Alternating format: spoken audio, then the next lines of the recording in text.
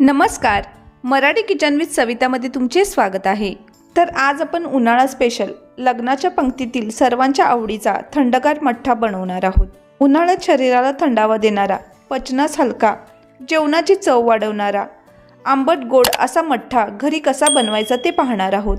उन्हाळ्यात रोजच्या जेवणात जर मठ्ठा घेतला तर याचे खूप फायदे होतात. त्यामुळे एक वेळ ही रेसिपी तुम्ही जरूर ट्राय करा. चला तर मग वेळ वाया न घालवता रेसिपीला सुरुवात करूया. मठ्ठा बनवण्यासाठी इथे मी 2 कप ताजं फ्रेश असं दही घेतलं आहे. जास्त आंबट दही घेऊ नका. शक्यतो घरी लावलेल्या दह्याचाच वापर करा. आता यात सुरुवातीला मी 3 कप पाणी घालून घेत आहे. मी माठातील थंड पाणी वापरले आहे. तुम्ही यात बर्फाचे खडे देखील घालू शकताय. आता याला छान असं रवीने घुसळून घेऊया, जेणेकरून दह्यातील गाठी गुठळ्या मोडतील. उन्हाळ्यात जेवणात हा मठ्ठा दररोज प्यायला हवा, जेणेकरून शरीराला थंडावा मिळतो, तसेच तो पाचक सुद्धा असतो. त्याचबरोबर जेवणाची चव वाढवतो. तर छान असं हे दही घुसळून घेतलं आहे. यानंतर यात अर्धा चमचा हिंग घालूया, चवीनुसार मीठ, तसेच 1 लहान चमचा साखर सुद्धा घालायची आहे. हिंगामुळे पचन सुधारते व गॅसेसच्या समस्या दूर होतात. तसेच ताक थोडं घट्ट आहे, त्यामुळे मी यात आणखीन 1 कप पाणी घालत आहे. इथे मी एकूण 4 कप पाणी वापरलं आहे.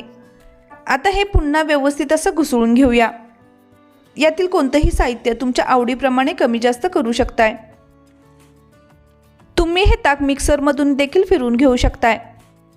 पण रवीने असं घुसळून घेतलेलं ताक चवीला खूप छान लागतं.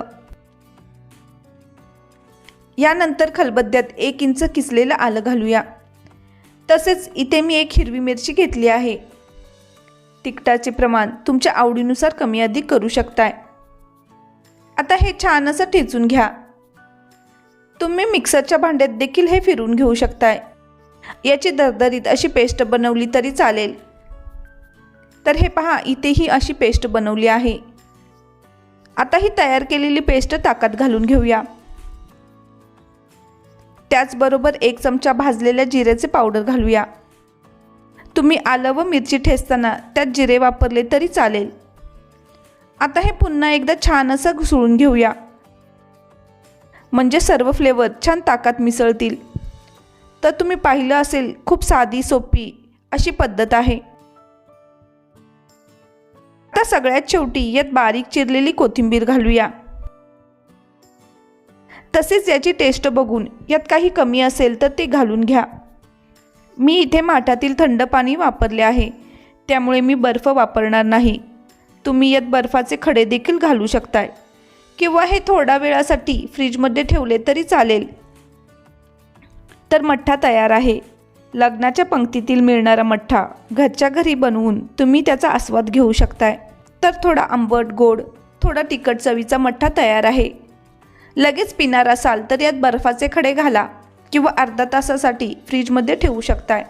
तर हा थंडगार मठ्ठा सर्व करूया. लग्नाच्या पंक्तीची आठवण करून देणारा, शरीराला थंडावा देणारा, पचायला हलका अशा मठ्ठ्याची रेसिपी तुम्ही जरूर ट्राय करा. रेसिपी कशी वाटली ती कमेंटद्वारे नक्की कळवा. व्हिडिओ आवडल्यास लाईक शेअर करायला विसरू नका. चॅनेलला अजून सबस्क्राईब केले नसल्यास सबस्क्राईब करा व सोबतचे बेल आयकनही प्रेस करा. मराठी किचन विथ सविताला इंस्टाग्राम व फेसबुकवर सुद्धा फॉलो करा. पुन्हा भेटूया अशाच एका नवीन रेसिपीसोबत. धन्यवाद.